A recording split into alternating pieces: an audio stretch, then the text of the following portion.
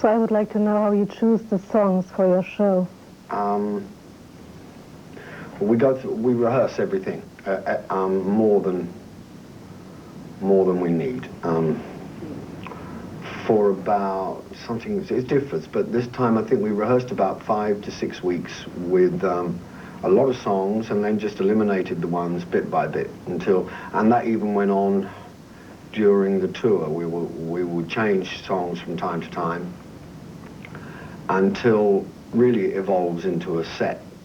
And then I used to like to swap songs around and be more spontaneous, but I've kind of, I think maybe it's something to do with my age, but I prefer now to do the same thing every night as a base, and then try to elaborate and change that in that respect from night to night.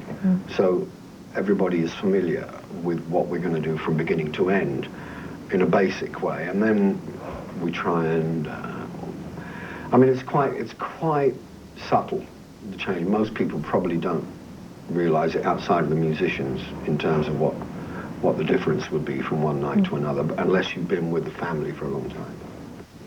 The reaction to the new stuff was quite positive, I found last night. Yeah, I thought so too. Yeah. They know the songs. They know a couple of, they show which ones they like, which is nice. Do you react to that if you have the impression that they don't? Yeah, there's a lot of paradox for me involved in live performing, because part of me really doesn't want the audience to be there. It's almost like they're intruding on something private. And the other part, the paradox, comes from the fact that if I get a generous response from the audience, I tend to respond to that. So there's a thing going on, but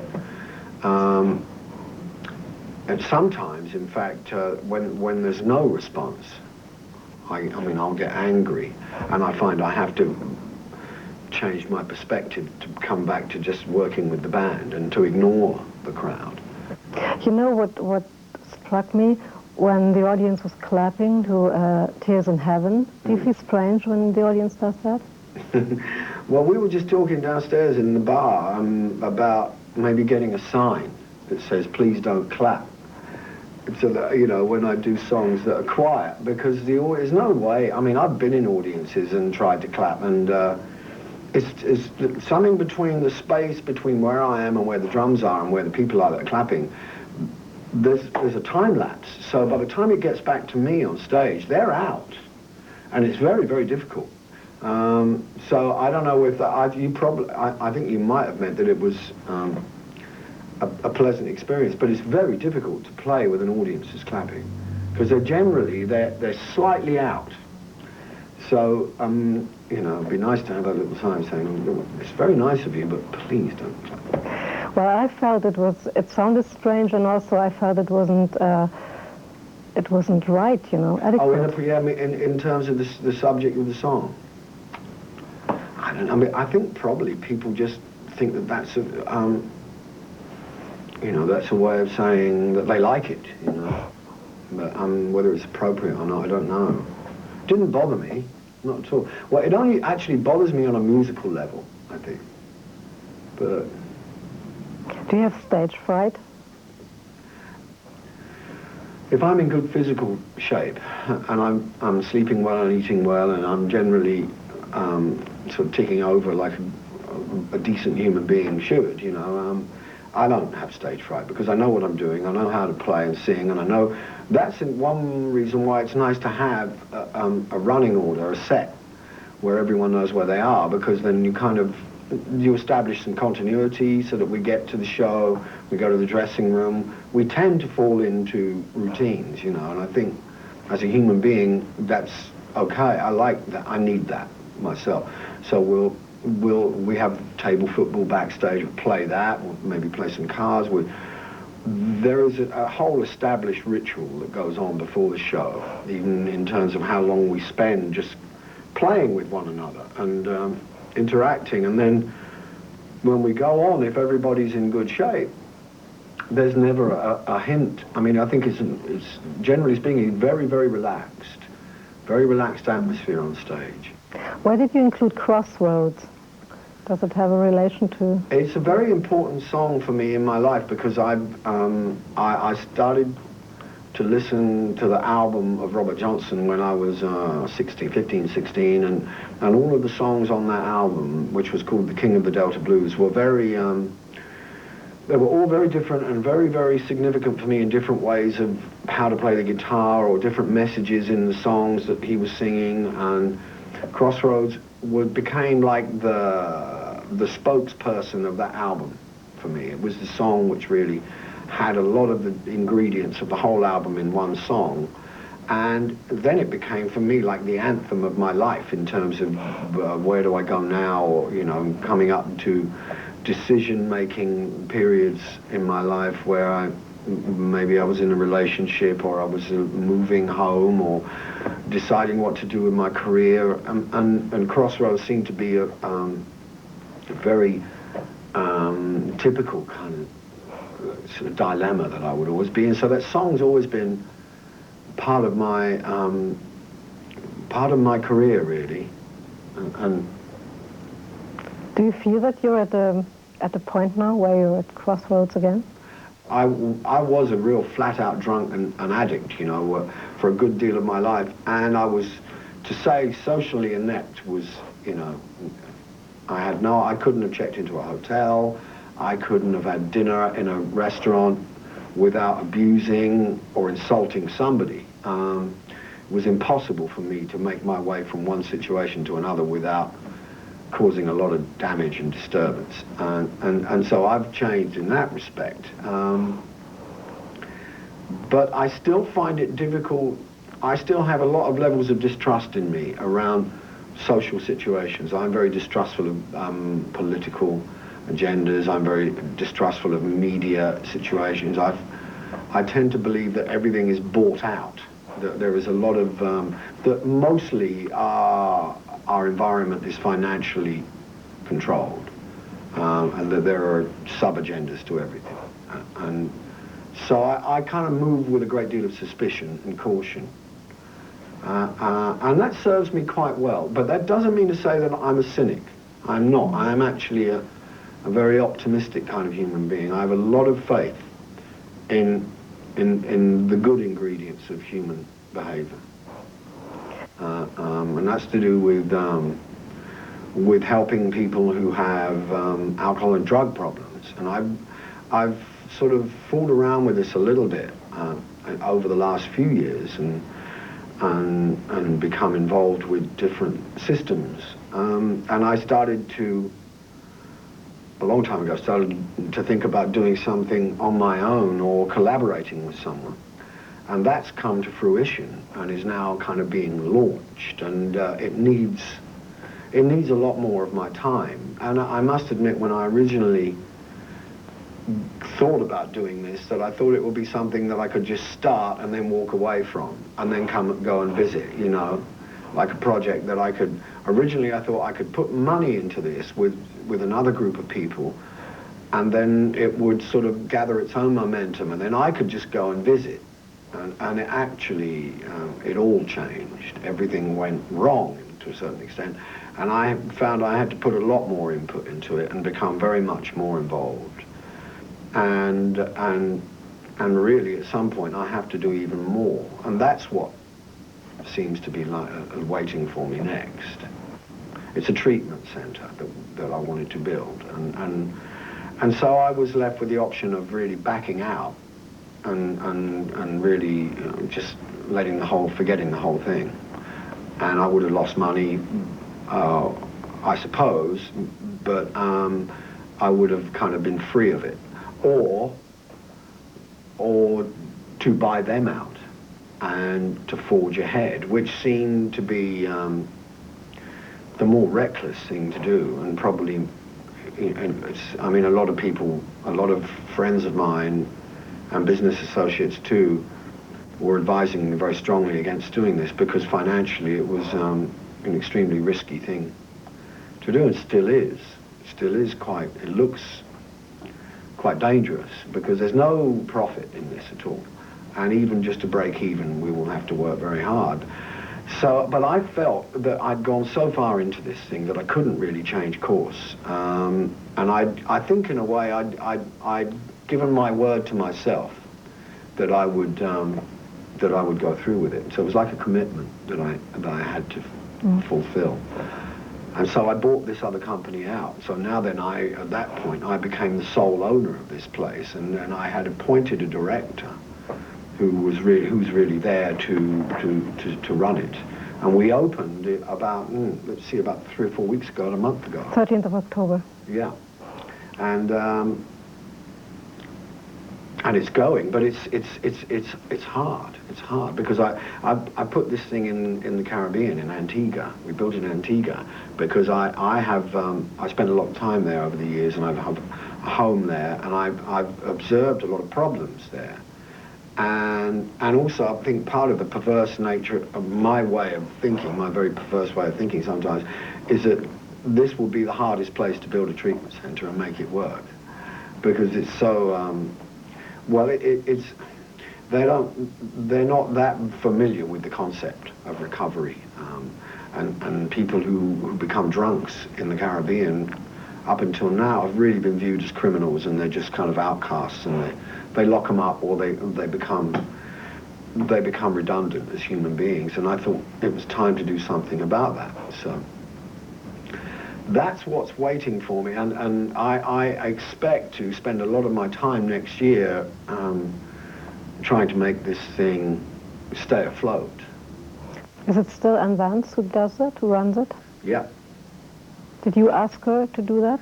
She was appointed by the original company that I got involved with, and they knew of her experience with Betty Ford. I didn't know about that, but when I got to meet her, I was immediately impressed with her capabilities and her positive thinking. I mean, she's very, very, very energetic and a great worker. And most of what's happened so far has been thanks to her efforts. She's been there on the front line, putting it all together. Mm. What was more difficult for you, the alcohol addiction or the heroin addiction? Alcohol. I think alcohol is more subtle in a way, because it's socially acceptable. I mean, it's easy to be a drunk, and it's more, you know, when you're a junkie, a heroin addict is pretty well dysfunctional. I mean, once I'd had my fix, it's a pretty ugly thing to see. You just go into a nod, and I become like a vegetable, you know, like a couch potato, and just whereas someone who's drinking a lot can be a lot of fun, but then there's that line that I crossed anyway, where I could be fun for a while, but then I would become very aggressive, or I would become very maudlin or depressed. I mean, the moods got more unpredictable, and that got worse and worse. And of course, I could sit and drink with you for the evening in a pub, but then I would go home and carry on drinking on my own.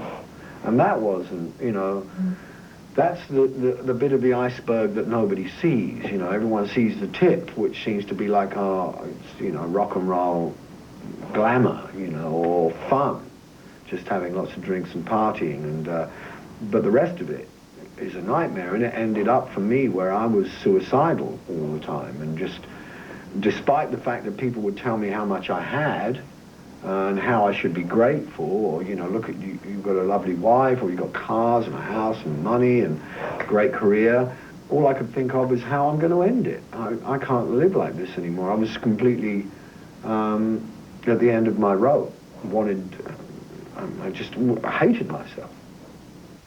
Will you talk to people there, like to addicts? Will you help them personally? Yeah, that'll be part of it. And also I need to also make people in Europe and America aware of the fact that, you see, that it isn't just for the Caribbean, because we do need international clients as well. The original concept was that it would be 1/3 free admittance for local people who have no money, and then 2/3 would be international clients from Europe and America who would pay, and they would subsidize the people who couldn't pay. And of course, at the moment, the only people we want seem to be getting are people who can't afford to pay. And eventually, the thing will go broke unless I manage to draw in some people who want to pay.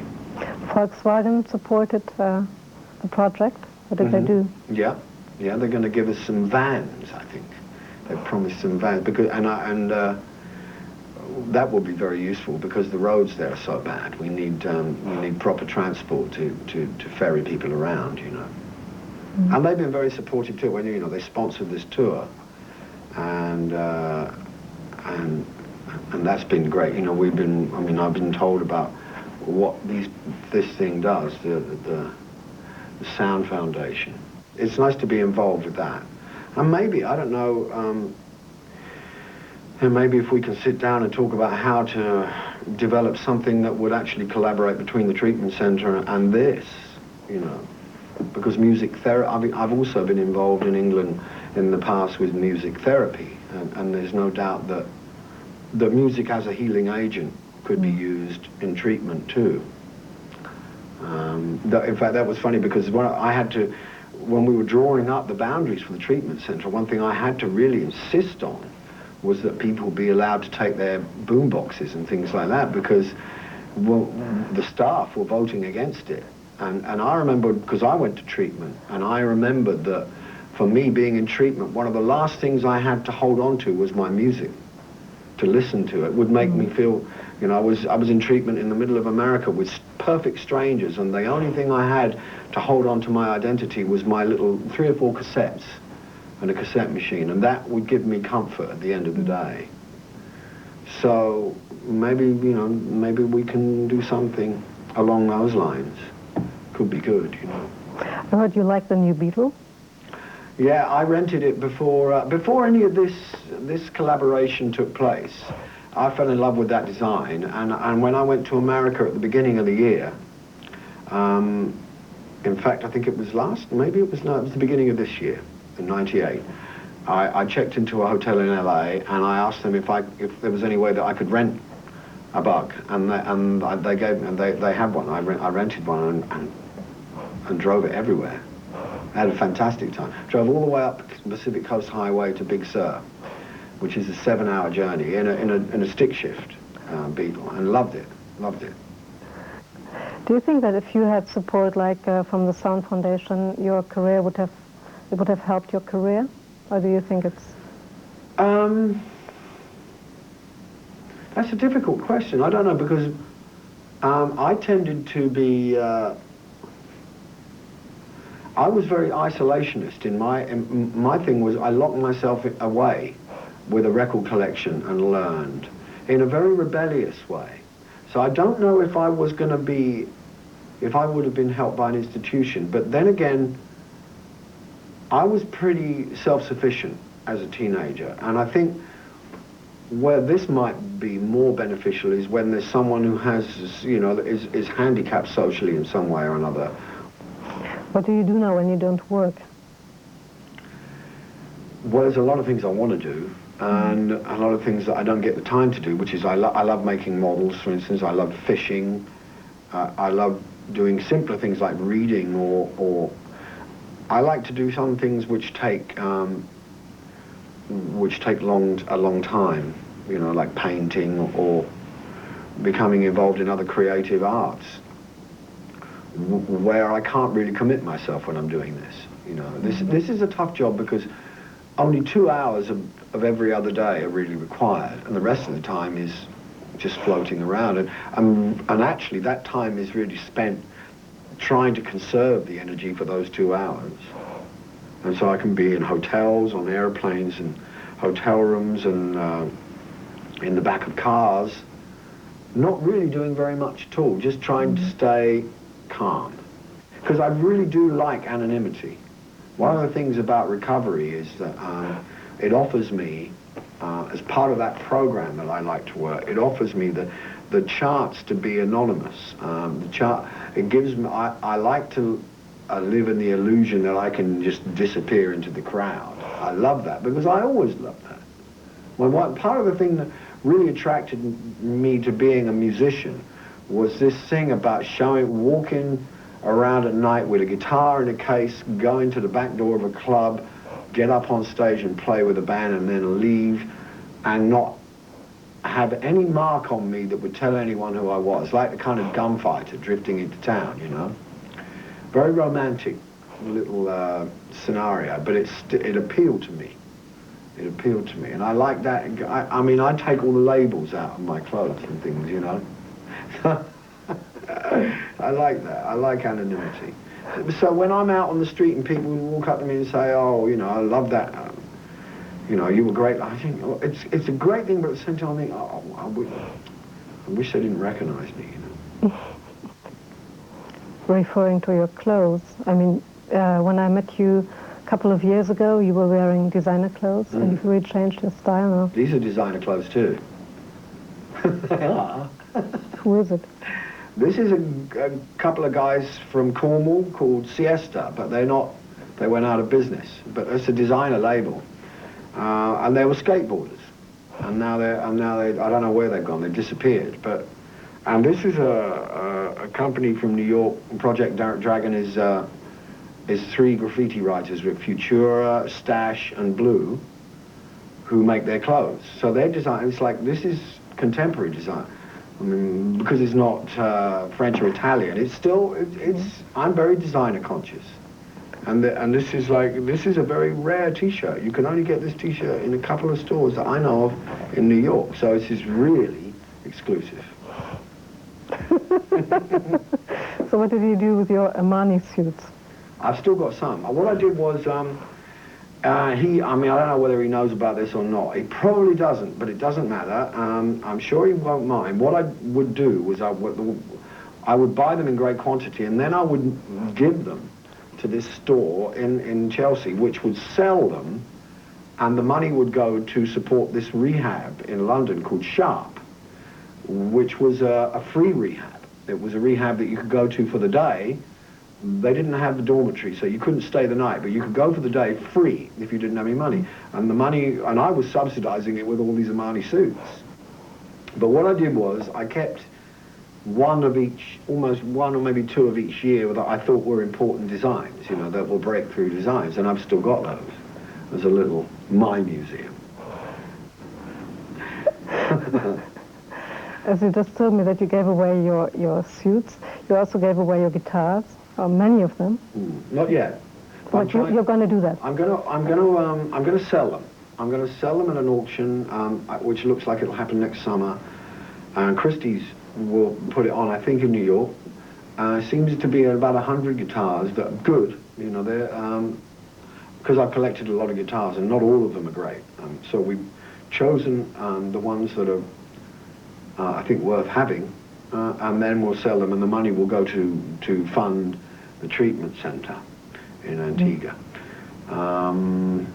There's a couple of ones that I really don't want, but there's the best one, I think, is the one that I did, that I made Layla with. And it's an old Stratocaster, a blonde neck Stratocaster. It's a beautiful guitar, and that will, I hope, will get a lot of money, and there's a lot of good guitars in there. The way you talk about them, you give me the feeling that you're attached to them. Well, still? I am, yeah, and they've all got, you know, different parts of my life, because I think musicians, we're not all the same, but I'm one of those kind of musicians that I get attached to an instrument, and I think in the process, maybe we imbue, or I've imbued my instruments with a part of my personality, or they definitely have been played in a way that maybe if another musician picks it up and plays it, it will feel like it's got something, you know. And I know I've had that experience when I bought some of my guitars that I've bought second-hand, because one of the other things I love to do is to go around pawn shops, second-hand shops in places like in America, specifically in America, and find old guitars, because sometimes I've had that feeling that, you know, someone great has played this guitar, and it will play, it won't go out of tune, maybe it's already in tune, and when I play it, it seems to have a voice. And guitars don't often have that of their own accord. They need to have that put in them. So those guitars of mine will have that, I believe. They'll have some part of me in them, and some more than others, because some I really did spend a lot of time with and do a lot of work with. Mm. I really like what you did with Lila for the unplugged version. Mm. You know, it's like the adult version kind of the thing. Adult version, yeah. Yeah, I still, you know, I can still visit that same emotional place, even though it sounds different. Mm-hmm. Yeah. Do you feel that you've succeeded developing concerning problems with women? That you're getting better at it? I think I'm more aware of my patterns, I'm more conscious of what my instincts do, but I'm not necessarily very different in terms of what I respond to. I'm still pretty much the leopard that hasn't changed its spots. I mean, I can make really bad choices. I'm probably in a better state of mind if I just know who I am and kind of and just accept it and get and maybe, you know, kind of like myself for that. But you have your musicians family. Yeah, and that's probably, you know, where a lot of the problems have come from, is that I'd find that such an easy thing to, I mean, if I had nothing, perhaps if I didn't have that as a safety net, I would have spent a lot more conscious effort on trying to develop some kind of skill at developing a one-to-one relationship. But because I can just hit the road and put together a family that is very supportive, that is very intimate, that are, you know, have all of the good ingredients, I'm not really forced to do anything else. There's no doubt about it. We speak a language which we don't even talk about the language we have, because it is so self-sufficient. We pick up our instruments and we begin to talk a language, and we're all talking at the same time. You know, it's not like I talk and then you talk. It's almost as if you and I were both talking at the same time now, it would be kind of confusing, wouldn't it, for someone else to understand what. But when you do that musically, because of the nature of harmony, it makes one voice, and that's an incredibly unique experience. It looks like there's always this human development that goes with the musical development, but what is there first for you? If someone comes to me and says, I don't like the way you're playing anymore, I just say, well, that's not my problem, you know. I wouldn't, but if someone has a criticism of the way I'm behaving or the way I'm treating somebody else, that is something I need to listen to. And I think that came about because when I went back into treatment for the second time, I had to ask myself a couple of very fundamental questions, which were, well, it was one question, which was, do I want to carry on being a musician if it means I've got to drink and do drugs? And I thought, no, well, and if that's part of the deal, then I'll quit. I would rather be alive and a functioning human being than a dying musician. And that's got, I mean, at some point, before that point in time, I'd always believed that you needed to do one to be the other. It was part of the same picture. But I couldn't write unless I was already loaded. I mean, which is a terribly sad thing to have to believe, because it takes away all belief in our own ability and our own message, you know. And yet I'd reached that stage where I thought that I couldn't write, I couldn't play unless I already put something in my body. And then when I got to this point, I realized that it was more important to actually just live. There's many hurtful experiences in your lyrics. Do you sometimes feel that you recognize yourself, or that you find new aspects of yourself in your songs once you've written them? It makes me open again to the next new experience, rather than carrying around a lot of baggage of unsolved crimes, you know. I kind of feel like I've still got a blank canvas to work with. And I know that are a lot of, for a lot of people, that's not an easy thing to do, or they haven't found a way to do it. They have a lot of resentments, or they're kind of still struggling with issues from their childhood, or a broken relationship, or a divorce, or the death of a loved one, where they're angry, still angry, and that can last. You can die with that, and not really know what other things there are in life. And I suppose through being able to write about it and express it and also share it in other ways, I've found a way to let that stuff go as much as I can.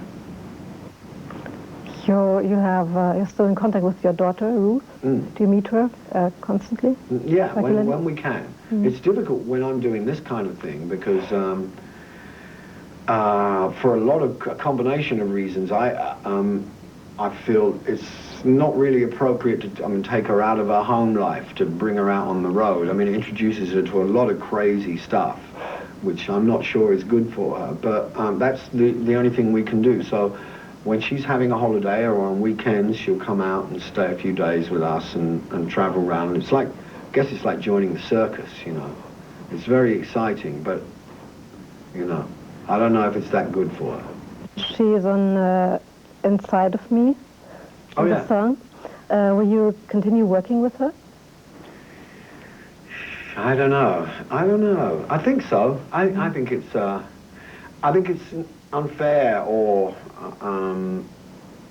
perhaps too close-minded to say no completely. It's probably best to stay flexible. I mean, I'm not sure if I really want her, if I want to exploit her again in that way. You see, one of the things that I see around young people anyway is that the way it's set up today is that, the great goal is just to be famous, and it seems like people would do anything just to be on TV.